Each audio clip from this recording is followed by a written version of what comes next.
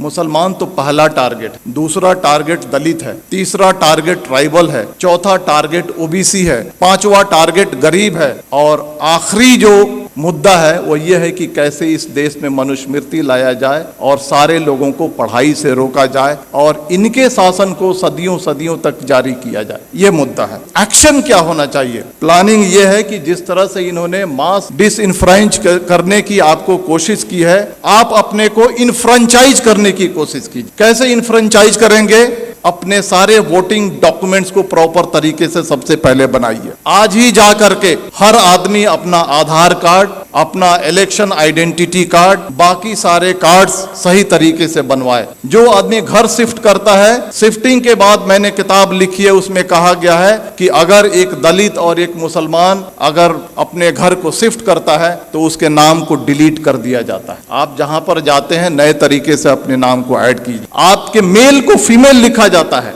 आपके फोटो को चेंज कर दिया जाता है। बीजेपी के लोग फॉर्म नंबर 7 के थ्रू आपके वोटर आइडेंटिटी कार्ड को चैलेंज करते हैं। बिना इंक्वायरी के इलेक्शन कमीशन आपके वोटर आइडेंटिटी कार्ड को खत्म कर देता है। आप सजग नहीं है। सबसे पहले आप सजग होइए, सबसे पहले अपने कार्ड्स बनाइए। कार्ड्स बनाने के बाद जो वोटर लिस्ट है उसको उठाइए और देखिए कि महमूद आलम अगर लिखा हुआ है तो उसका स्पेलिंग सही है क्या? हम मेल हैं तो मेल है क्या? फीमेल हैं तो फीमेल है क्या? हमारा फोटोग्राफ है क्या? इन सारी चीजों को इंश्योर कीजिए और इंश्योर करने के बाद आप यूनाइट होइए। और यूनाइट होने के बाद जिस तरह से इलेक्टोरिकली ये सरकार आपके सर पे बैठी है, उसी तरह से इलेक्टोरिकली इस सरकार को उठा के फेंक दीजिए। जिन लोगों ने कहा था माइनॉरिटीज, मुस्लिम्स, क्रिश्चियन, सिख्स, बौद्ध, जैन, पारसी 19.6% है, लगभग 20% है। दलित 16.5% है, कितना हो गया? 36.5%। ट्राइबल 8.5% है, कितना हो गया? 45% हो गया। अगर सेकुलर जो हमारे ओबीसी हैं और सेकुलर जो हमारे अपर कास्ट हैं, अगर इनको मिला दिया जाए तो हमारी तादाद 60 के ऊपर जाती है। और अगर हम चाह लें प्रॉपर तरीके से यूनाइट हो जाएं, प्रॉपर तरीके से अज़्म कर लें, प्रॉपर तरीके से साइलेंट रिवॉल्यूशन के लिए अगर हम तैयार हो जाएं, तो इस सरकार को हम इलेक्टोरिकली उखाड़ फेंक सकते हैं। और इसके लिए आपको तैयार होने की जरूरत। तो मेरे कहने का मतलब है कि दोस्तों, ये जो सारी चीजें जो आपके सामने फैक्ट्स हो रही हैं, ये हिंसा नहीं है, ये मणिपुर नहीं है, ये कश्मीर नहीं है, ये यूसीसी नहीं है, ये सीएए नहीं है। ये एक ही है कि आपको मास स्केल पे कैसे डिसइंफ्रेंचाइज किया जाए, वोट देने के अधिकार से आपको कैसे वंचित किया जाए। इस बात को समझिए, अपने वोटिंग राइट्स को समझिए। आपकी इस देश में कदर और कीमत क्यों है? क्योंकि आप वोट देते हैं। जिस दिन आपके वोटिंग राइट को खत्म कर दिया जाएगा, आप कीड़े मकोड़े हो जाएंगे। चाहे वो कोई भी समाज हो, चाहे वो दलित समाज हो, ट्राइबल समाज हो या माइनॉरिटी का समाज हो। अपने राइट्स को समझिए, अपने डॉक्यूमेंट्स को बनाइए और आने वाले इलेक्शन में मैं कहना चाहता हूं कि वोट करना ये लगना चाहिए कि 100% दलितों ने, 100% मुसलमानों ने, 100% ट्राइबल ने वोट किया है। और अगर आने वाले इलेक्शन में अगर आप वोट नहीं करते हैं तो समझ जाइए कि आप अपने मजहब को धोखा दे रहे हैं, आप अपने देश को धोखा दे रहे हैं। अगर बाहर आग लगी हो और घर के अंदर अगर हम चैन से बैठते हैं, इस्लाम इसकी इजाजत नहीं देता है। देखिए, आपके सामने जो बातें हो रही हैं आज, इस चर्चा सत्र के 2 पार्ट है। एक पार्ट है यूसीसी और दूसरा पार्ट है मॉब वायलेंस। हम दोनों को अलग अलग चर्चा करेंगे। पहला मैं कहना चाहता हूं, हम यूसीसी को हम लेते हैं। आज से 6 महीना 1 साल पहले आपने देखा होगा कि लव जिहाद और धर्मांतरण इस देश का सबसे पहला मुद्दा था। अलग अलग रियासतें अपने अपने रियासत में कानून बना रही थी। कर्नाटक की बीजेपी सरकार कानून अलग से बना रही है, मध्य प्रदेश की सरकार अलग से कानून बना रही है, हरियाणा की खट्टर सरकार अलग से कानून बना रही है, धामी सरकार अलग से कानून बना रही है, योगी सरकार अलग से कानून बना रही है। मैं आपको कहना चाहता हूं कि हिंदू, मुसलमान, सिख, ईसाई ये सारे राष्ट्रीय स्तर के मजहब हैं भारत में। अगर एक मजहब से धर्मांतरण करके अगर कोई दूसरे मजहब में जाता है, अगर सरकार को लगता है तो यह राष्ट्रीय समस्या होनी चाहिए, तो सरकार एक कानून बना करके इस समस्या को हल क्यों नहीं करती है? मल्टीपल स्टेट्स में मल्टीपल कानून क्यों बनते हैं? सरकार का मकसद है कि लव जिहाद और धर्मांतरण के जरिए जो हमारा जो सामाजिक स्पेस है उसको कम्युनलाइज किया जाए और जो इलेक्शन का जो माहौल है उसको पोलराइज किया जाए और पॉलिटिकल बेनिफिट उठाया जाए। तो बीजेपी का जो एजेंडा है, चाहे वो लव जिहाद हो, धर्मांतरण हो, या 2014 से लेकर के आज तक के जो भी फंडामेंटल चेंजेज आए हैं, ये पॉलिटिकल प्रोजेक्ट है। पॉलिटिकल प्रोजेक्ट किस लिए है? To gain political benefit. उसी तरह से यूसीसी आ रहा है। अगर सरकार को लगता है कि यूसीसी आनी चाहिए और राष्ट्रीय समस्या है, तो आसाम का चीफ मिनिस्टर हिमंता बिस्वा शर्मा क्यों कहता है कि हम पॉलीगेमी पे कानून बनाएंगे?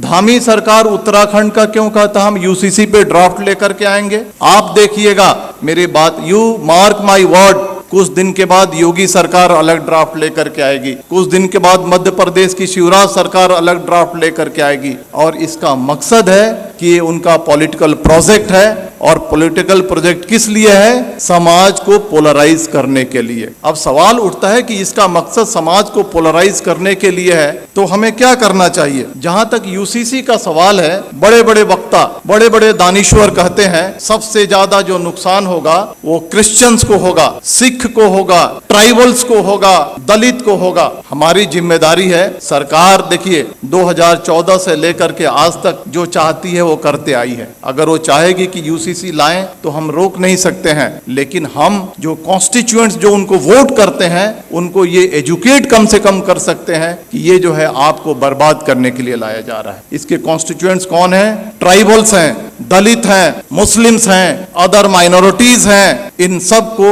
हमको एजुकेट करना है कि आपके different language, different culture, different रहन सहन आपके मजहब को बर्बाद करने के लिए लाया जा रहा है। और ये हिंदू कल्चर नहीं थोपा जा रहा है, ये Brahmanical mindset, upper caste Hindu mentality को कमजोरों पे थोकने की ये साजिश है। इसके लिए हमको देश को आगाह करने की जरूरत है। अब आते हैं मॉब वायलेंस में, क्योंकि वो ज्यादा देश के सामने एक बड़ा समस्या है। आपने देखा होगा कि जब भी मॉब वायलेंस होता है तो इसके दो पार्ट हैं कि जो बातें रिपीट हो रही हैं उसको बोलने की जरूरत नहीं है। जो पेपर में आता है, जो सोशल मीडिया पे आता है, जो वक्ताओं ने कहा है, it's a matter of record, उसको रिपीट करने की जरूरत नहीं। हम क्या नया रखते हैं उसका ज्यादा महत्व है। मॉब वायलेंस के दो पार्ट हैं, एक जो एक्चुअल जो विजिलेंटे ग्रुप और एक सरकार जो खामोशी से उसका सपोर्ट करती है। जो विजिलेंटे ग्रुप है, जो एक्चुअल क्राइम कमिट करता है, आज फ्रीली घूम रहा है, हथियार कलेक्ट कर रहा है, क्राइम कर रहा है,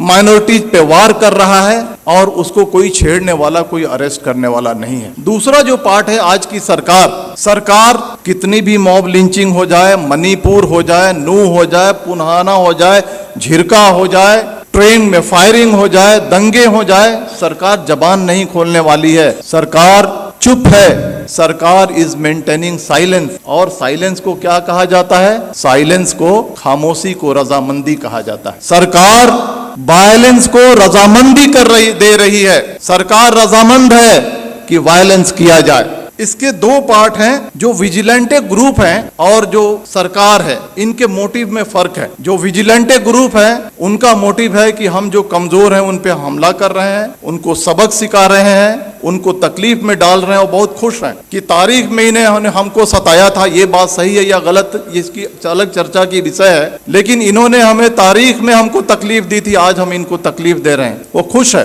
वो इलिटरेट, कम पढ़ा लिखा आदमी जो विजिलेंटे ग्रुप है खुश है। लेकिन जो सरकार, जो ऑर्गेनाइजेशन आरएसएस इस देश को चला रही है, उनका जो एजेंडा है वो एजेंडा बिल्कुल ही अलग है। वो एजेंडा है मास डिसइनफ्रेंचाइजमेंट की, यानी मास स्केल पे आपको वोट देने से वंचित किया जाए। इसको मैं समझाऊंगा, आप मुत्तफिक नहीं होंगे मेरी बातों से, लेकिन मैं समझाऊंगा। 19वीं सदी में सदर्न अमेरिका में gym crow system of mass disenfranchisement लागू किया गया था। कोर्ट ने भी इसकी इजाजत दी थी। यह क्या है कि छोटे मोटे क्राइम में आपको पनिशमेंट हो जाए, किसी तरह की आपने अनुशासनहीनता कर दी, किसी तरह से आपने अपने लाइफ को थोड़ा सा डेविएट कर लिया, इन सारे मुद्दों पे आपको वोट देने की राइट को छीन लिया जाएगा। This is the gym crow system of mass disenfranchisement. वही सिस्टम सरकार धीरे धीरे इस देश में लागू करना चाहती है। चाहे वो कश्मीर का मुद्दा हो, चाहे वो मणिपुर का मुद्दा हो, चाहे वो बुलडोजर का मुद्दा हो, चाहे वो सीएए का मुद्दा हो, चाहे वो यूसीसी का मुद्दा हो। ये 5 चीजें मैंने आपके सामने रखी हैं। ये पांचों जो मुद्दे हैं these are basically hidden agenda of mass disenfranchisement. कैसे कश्मीर से 370 हटाया गया, मोटिव यह है, उद्देश्य यह है कि वहां के पॉपुलेशन को ऑल्टर किया जाए, डेमोग्राफी को ऑल्टर किया जाए। जो मुसलमान चीफ मिनिस्टर बनता है उसको हटा करके अपर कास्ट बनिया या ब्राह्मण या राजपूत वहां पे चीफ मिनिस्टर बैठाया जाए। मणिपुर का जो मामला है, मणिपुर के मामले को हद से ज्यादा तूल इसलिए दिया जा रहा है, सरकार खामोश है, कि वहां के डेमोग्राफी को चेंज किया जाए और वहां के जो लोग हैं जो वोट करते हैं उनको रोका जाए और बीजेपी के रास्ते को साफ किया जाए। बुलडोजर जो चलाया जाता है, बुलडोजर चलाने के बाद आपका घर खत्म हो जाता है, आपकी पहचान खत्म हो जाती है, आप अपना वोटर आईडी कार्ड नहीं बना सकते हैं, आप बहुत सारी चीजों से वंचित हो जाते हैं। आप ये जो बुलडोजर चलाया जा रहा है, it's a part of disenfranchisement. CAA जो आया था, आपने देखा ना कि एनआरसी करेंगे फिर सीएए को लागू करेंगे, करोड़ों करोड़ों की तादाद में मुसलमानों को डिसइनफ्रेंच करने की ये साजिश थी। यूसीसी जो लाया जा रहा है, छोटे छोटे सिविल मैटर्स को कैसे उसको पनिश करके और उस पनिशमेंट को आधार बना करके आपके वोटिंग राइट्स को छीना जाएगा। आज आपने देखा ना, एक डिफेमेशन केस को आधार बना करके एक राष्ट्रीय पार्टी के बड़े नेता के जब उसके सदस्यता को खत्म किया जा रहा है, छीना जा रहा है, तो आपकी वोटिंग राइट्स कोई बड़ी चीज नहीं है। तो ये जो चीजें जो हमारे सामने हो रही हैं, ये आपके वोटिंग राइट्स को खत्म करने की है। लेकिन बहुत अफसोस की बात है कि ठीक है, बीजेपी के रियासतों में ये हो रहा है, लेकिन कांग्रेस रूल्ड स्टेट्स हैं, रीजनल पार्टी रूल्ड स्टेट्स हैं, ओबीसी बेस की जो पार्टियां हैं वो सरकार में है, जैसे बिहार है वहां पे हैं। लेकिन जब ये कम्युनल एलिमेंट्स कमजोरों पे, दलितों पे, मुसलमानों पे, अदर माइनॉरिटीज पे, ट्राइबल्स पे अत्याचार करती हैं, तो वैसी कार्रवाई नहीं करती हैं जैसी होनी चाहिए। ये बहुत अफसोस की बात। आग बुझाने का यही तरीका है कि अपने अधिकार को समझो। ये नहीं कि हम तफरीह पे निकल गए, ये नहीं कि हम बिहार के हैं तो हम बॉम्बे में हैं तो हम वोट नहीं करेंगे। 10-10 हजार रुपए खर्च करो, फ्लाइट से जाओ, 1 महीना की तनख्वाह को अपने खर्च करो, लेकिन जहां पे तुम्हारा वोट है वहां पर जाकर के 100% ऐसा रिकॉर्ड होना चाहिए, हिस्ट्री में ये बात आनी चाहिए कि आने वाले इलेक्शन में जितने जो कमजोर तबके थे भारत के, उन्होंने 100% वोटिंग की, और तभी जाकर के ये देश बचेगा। इतनी ही बात करके मैं अपनी बात खत्म करता हूं। धन्यवाद। जय भारत, जय Hind. Thank you very much.